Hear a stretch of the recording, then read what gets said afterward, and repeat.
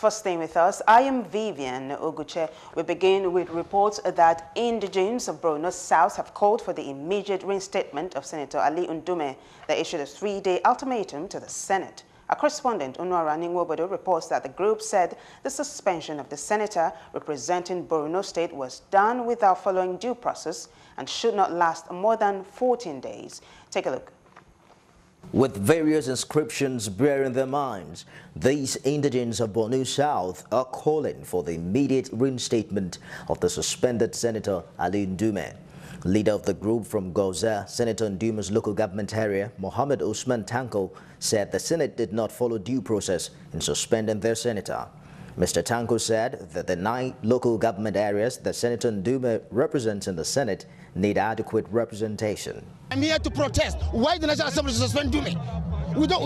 They want to tell us that we don't have representation for the past 6 months. There's no place in this country where a legislator will be suspended for more than 14 days. It's there in the Constitution. We saw no reason why. Saraki must go. He knows what Ndume did to him before he became the Senate president. Others who vented their anger, like Sunday Waba, Joseph Okoma, and Naima Alaja Saleh, called for the sack of the Senate President Bukola Saraki and alleged that he is a curse to democracy. Our excellent leader, Senator Mohamed Ali Ndume, was unjustly dismissed or suspended from the National Assembly because of his position to defend the masses, because of what he's believing, what he has been doing, and he will continue to do it. Senator Mohamed Ali Ndume, as we know him, he was, and he is, and he will continue because of his able representation in the National Assembly and at the grassroots level. He has people conspire against him in the National Assembly. We are talking about corruption in the country. We Nigeria youth, we have to put our hands together and support the anti-corruption. Corruption is not just all about money. What the National Assembly did is corruption. So we are totally against it. The suspension of Ndume, the suspension of Ndume does not follow due process. The man did not commit any crime. I am here to fight because of my senator, because of Ali Ndume. I am begging people that they please to help me to bring Ndume back to their house. Please, because Ndume is helping all of us in Goza. Because all Borno people, they are fighting because of Ndume. Because Ndume is very good man. He's helping everybody in Borno. The vocal Borno senator and former Senate leader Ali Ndume was on Wednesday suspended for 6 months by the Senate. Saraki must let him to come back. We want him to come back. That's what we want. Let's go. Let Ndume come back. Now on to some health matters. Nigeria's Center for Disease Control, NCDC, has advised the general public to avoid overcrowding and make sure they have adequate access to ventilation in their respective homes to reduce the outbreak of meningitis. During a meeting with the Senate Committee on Primary Health held at the National Assembly Complex, the Director General NCDC, Dr. Chikwe Ihekweazu, disclosed that there has been an outbreak of dominant stereotype C circulating across Northwest Africa and Nigeria inclusive. Dr. Ihekweazu said the states most affected by meningitis are Sokoto, Zamfara, Kebbi, Katsina, and Niger. He confirmed that the NCDC is working in alliance with the affected states and in conjunction with the primary health care agencies as well as UNICEF to combat the outbreak. Very much for the opportunity to brief you on what is going on in the country regarding meningitis. So this specific outbreak actually started in the second week of December and has been increasing since then. We've now reached a total of 2,524 cases altogether, of which 131 have been confirmed to be bacterial meningitis, and we've had 328 deaths. In his remark, Chairman Senate Committee on Primary Health, Senator Mao Ohuagbunwa, promised that the Senate is ready to respond quickly to any request for assistance. We cannot keep quiet over this. Our constituency with the states, because I believe that the states should be fully involved and they should be part of whatever we're doing, because most of these things are at the local government level. So what I'm saying, what is the relationship with the states, either the epidemiology unit or whatever of the states? What is the relationship? And here in Lagos, as an attestation of its commitment to grow the MSMEs industry and encourage made-in-Nigeria goods, the governor of Lagos State, Akinwumi Ambode, has approved the hosting of the second Micro, Small and Medium Enterprises Fair. Tolu Ajayi has more for us. As an attestation of its commitment to grow the MSMEs industry and encourage made-in-Nigeria goods, the governor of Lagos State, Akinwumi Ambode, has approved the hosting of the second Micro, Small and Medium Enterprises Fair.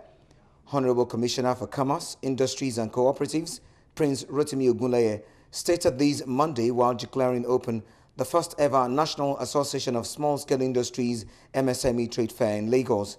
Governor Ambode says one of the strategies to enhance the growth prospects of the SME industry. State aims to produce 3,000 megawatts of electricity to the good people of Lagos State through what we call the embedded approach between now and 2019, the embedded electricity project.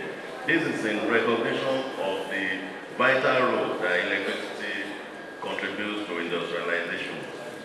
Distinguished ladies and gentlemen, let me assure you that the state government will not relent on its commitment towards improving the laws of small businesses operating in Lagos State until they are transformed from micro to large-scale operators. Chairman of NASI in Lagos and convener of the fair, Segun Kuti George, shared the essence of the fair. Our response is that Lagos State, with 12% of Nigeria's population and 70% of businesses in the country, is very strategic to the nation's economic equation, and that is why we are working together. Executive Secretary of the Lagos State Employment Trust Fund, one of the drivers of the MSME industry in the state, Akin Oyebode, says fairs such as this shows the level of the state government's commitment. I'm happy to see that while coming in here today, some of the first set of our beneficiaries are today displaying their goods and services for all of you to see. Some of the exhibitors share their perspective. We're into pure coconut oil, cold press and wet milling. First of all, is to create awareness about what we do, to not let Nigerians know that they can get original pure coconut oil, Nigerian-made products. I've been able to see what other colleague entrepreneurs have been able to successfully do and excellently do as well, so I'm impressed. I must tell you that I'm really impressed. This is first of its kind. First Nigerian Association of Small-Scale Industrialists. First trade fair show. So as you can see, it is well attended, and then the governor is also represented, and everything is going on very well. We move to Ogun State now, where Governor Bekunle Amosun has inaugurated an 11-man technical committee to midwife the take-off of Moshood Abiola University of Science and Technology, Abeokuta, and the re-establishment of a new state polytechnic in Ibokia. The committee headed by a former executive secretary of the National University Commission, NUC, Professor Peter Okebukola, is expected to facilitate the approval for a smooth take-off of the institution. The committee has been mandated to implement government's decision to establish the university. Decisions on the setting up of the university to facilitate and obtain all necessary approval from the official people of saying to work hand in hand with the existing management of Moshood Abiola Polytechnic to midwife the establishment of the university. In our recommendations, Your Excellency, we will apply global best practices in the setup of the university. We shall pay particular attention to recommendations on sustainability of funding recognizing the capital-intensive nature of a University of Science and Technology. Our correspondent John Felix reports that a few weeks ago, the governor signed the bill into law to upgrade Moshood Abiola Polytechnic, Mapoli, to a university.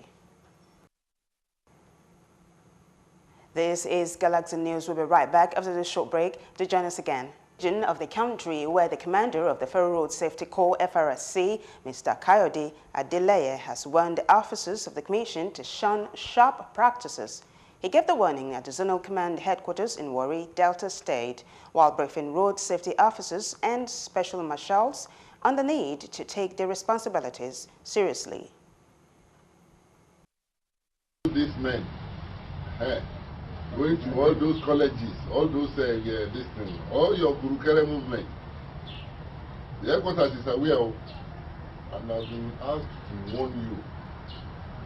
Do not go where your personal safety cannot be guaranteed. If you are not sure of your personal safety, do not go there. He advised officers to be vigilant at all times. Also, the FRSC Sector Commander, Delta State, spoke on the need to reduce crashes on highways. My staff is knocked down in the course of doing patrol, controlling traffic or anything. So, for that reason, you need to be very, very vigilant anytime you are there on the road. So far, so good. We continue to bring up strategies towards ROTC reduction. The weather has changed. We are now in rainy season. What do we need to do? We must be proactive. We must be able to react to changes in weather. For that reason, we carried out a kind of road audit in all the routes within our vicinity, identify all the black spots, and by the grace of God, we have been monitoring all those locations. The commander also inspected the controversial petroleum tanker park along the NNPC Expressway, which is responsible for majority of road crashes and explosions in Warri. And away from Delta State now, the Commissioner of Police, Ekiti State, Abdullahi Shafe, has read the Riot Act to criminals whom he accused of vandalizing public infrastructures. He promised that the police will continue to guard public facilities with all its might. CP Shafe gave the warning while parading 10 suspects, including 2 men arrested for siphoning diesel at the Ekiti State Water Corporation in Ado-Ekiti. The police also paraded some suspected ritualists who were arrested with human parts and firearms in Ado-Ekiti, as well as some suspected armed robbers and cultists terrorizing the people of the state. These are a gang of armed robbers that have been terrorizing Ekiti in recent times. Through tip-off, we were able to arrest about 7 of them. We were able to do all these breakthroughs because we got credible information from members of the society. When the house and premises of the Kinde Adin was searched at number D54 Odondo Street, Ado-Ekiti, a cat-sized barrel gun, different types of charms and wheels suspected to be in the hands while covered. The suspects will be charged to court as soon as investigation is through. In Rivers State now, the recent murder of a dispatch rider of an online marketing company in Port Harcourt, the Rivers State capital, is generating reactions from various quarters. Family members of the delivery agent who was killed last week by some customers at the Ada George Access of Port Harcourt are demanding justice. The wife of the deceased, Blessing Chukuma, and other family members told our correspondent, Converter Elisha, that the death of the man must not be swept under the carpet. Details here. Even the killer family have not asked of the family of who their son killed, that their son killed. They don't want to know, but they are there, been doing all sorts of things because they thought they killed Fawo, because he don't have anybody. So let the state and the country look after it. The company was here through. We talked together, we agreed. 2 hours ago, we agreed to work head together to make sure they buried him properly and they will know what next to take. I know Chukuma for quite a long time, like 8 years now. I stood as a guarantor for him, and I started working with Jumia. As I saw, is it Chukuma that I'm hearing on the news? He confirmed to me. My brother, I stood in my house. I could not believe it. First of all, you will not say that the dead is not what that have been happening to people. It has been coming, but this one came so early. What I want is justice and the upkeep of the children. Blessing said since the husband was killed in the line of duty, the online marketing company should champion the cause of demanding justice in the matter. A security expert in Rivers State, Efe Wanogo, says online marketing companies must ensure the security of its marketing agents.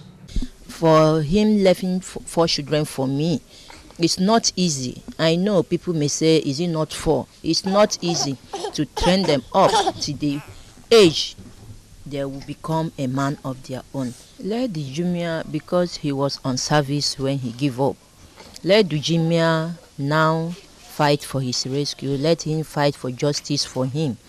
After fighting for justice for him, and they know the proper thing they would do to take care of his kids. The database of criminals who have had suspicious incidents in society, who have had police cases and what have you, should be enriched. They must go online real time, so that it is easy for the police to circulate such information, and such persons should be, in a manner of speaking, made persona non grata, so that they cannot do legitimate business in society because they are under the watch list. Efe Wanogo added that the incident calls for a review of operations of online marketing companies to guarantee the safety of delivery agents. He called on online marketing companies to partner with security agencies in carrying out its operations in order to forestall a repeat of such incident. Meanwhile, a financial expert and professor of business policy and strategy at Rivers State University, Professor Hamilton Donald, corroborated what the security expert said. So if that's what must be the case, you must ensure that you have a second person to capture the moments. And when the would-be criminal is aware that there is somebody who is standing by to follow up, to watch, to receive the other person away, the chances of perpetrating criminality becomes reduced to the barest minimal. I really do not know what security arrangement they have for their staff, but they need to be able to track where their men are at any point in time. For example, I'm told that it took a few days before they discovered his body in a septic tank. That should not happen. The widow of the deceased, Blessing Chukuma, who is a mother of 4, however, appealed to the online marketing company and well-meaning Nigerians to come to her aid. You're watching Galaxy News at this time. Sports News is up next.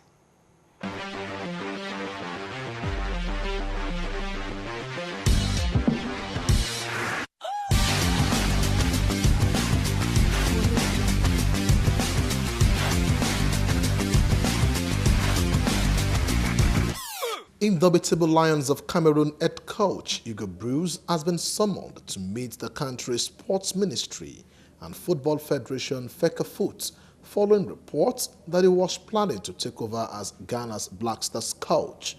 This comes just 2 days after the Belgian was interviewed by the Ghana Football Association GFA with a view of taking over as Ghana's coach. Bruce was originally invited by the ministry to reveal the details of the Indomitable Lions' shambolic preparation for last month's international break in Belgium, which they lost 2-1 to Guinea. But Bruce, attending a job interview at the GFA, Cameroon Sports Ministry and Football Federation officials have decided to make the Ghana approach central to the meeting. Reports has it that Bruce threatened to quit as Indomitable Lions coach because of months of unpaid salaries and also bad organization from Cameroon Football Federation. Bruce was also earlier reported to have been approached by the South African Football Association SAFA after the sacking of Sheikh Mashaba. Bruce led Indomitable Lions to the 2017 Cup of Nations title success in Gabon, beating Egypt 2-1 in the final.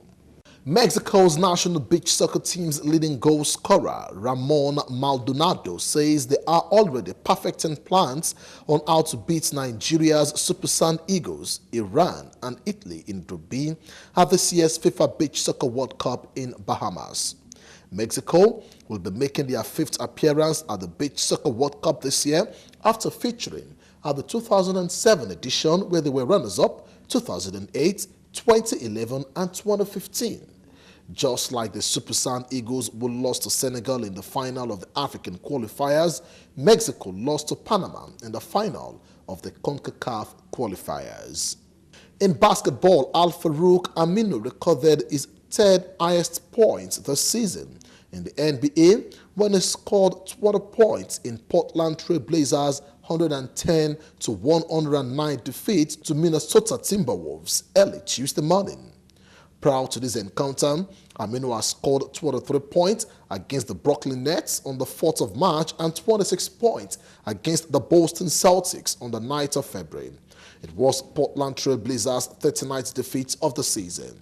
Aminu, who made his 36th appearance of the season, was on for 35 minutes and he churned in 7 rebounds, 5 assists and 3 blocks in the encounter. He has averaged 8.6 points per game, 7.4 rebounds and 1.6 assists, 0.7 blocks and 1.0 steals so far this season. With 5 games left to play, the Trail Blazers have an advantage of making it to the NBA playoff finals as they will be playing 4 of their last 5 games at home. Portland Trail Blazers will clash with the Utah Jazz twice before battling San Antonio Spurs and New Orleans Pelicans as they bid to clinch a playoff place in the Western Conference. In boxing, Deontay Wilder believes he's on another level to heavyweight rival Anthony Joshua. The WBC world champion insists his experience and ability to adapt in the ring puts him above the British star. Joshua takes on Vladimir Klitschko at Wembley Stadium on the 29th of April. And although Wilder wants a unification showdown with him, the American is convinced he's better than Anthony.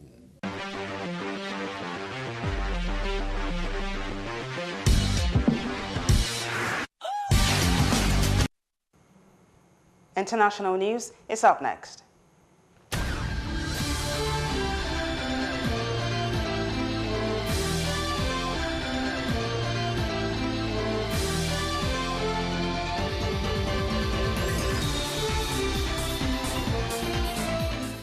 On the international scene, a suspected Syrian government chemical attack killed at least 58 people, including 11 children, in the northwestern province of Idlib on Tuesday. A monitor, medics and rescue workers in the rebel-held area said. A Syrian military source strongly denied the army had used any such weapons. The Syrian Observatory for Human Rights said the attack, believed to have been carried out by Syrian army jets, caused many people to choke, and some had foam coming out of their mouths. Other children were under the age of 8. The airstrikes that hit the town of Khan Sheikhoun in the south of rebel-held Idlib killed at least 58 people, said the observatory, a British-based war monitoring group. Warplanes later struck near a medical point where victims of the attack were receiving treatment, the observatory and civil defense workers said. The Civil Defense, also known as the White Helmet, a rescue service that operates in opposition areas of Syria, said jets struck one of its centers in the area and a nearby medical point.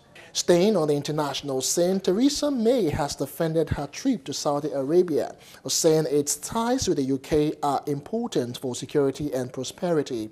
The Prime Minister is facing questions about the UK's support for Saudi Arabia-led coalition, which is fighting rebels in neighboring Yemen.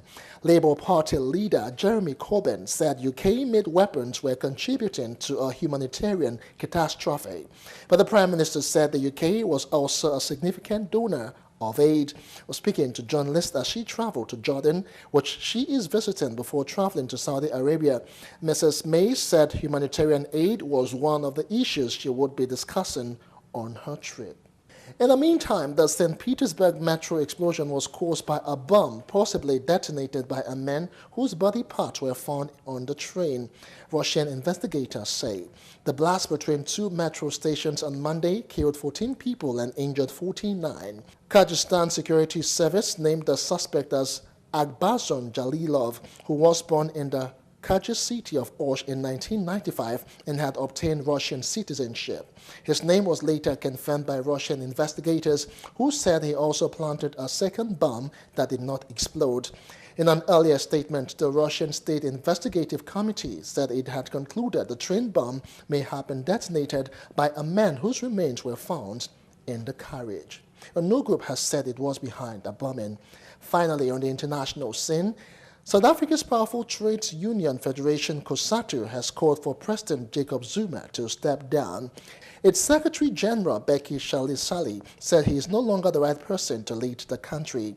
Mr. Zuma has been undergoing pressure following a major cabinet reshuffle, which included the sacking of trusted finance minister Pravin Gordhan.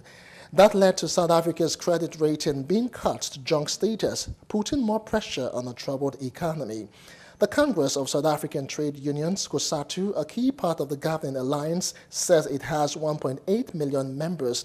It forms part of what is called the Tripartite Alliance, along with the African National Congress, ANC, and the South African Communist Party, SACP.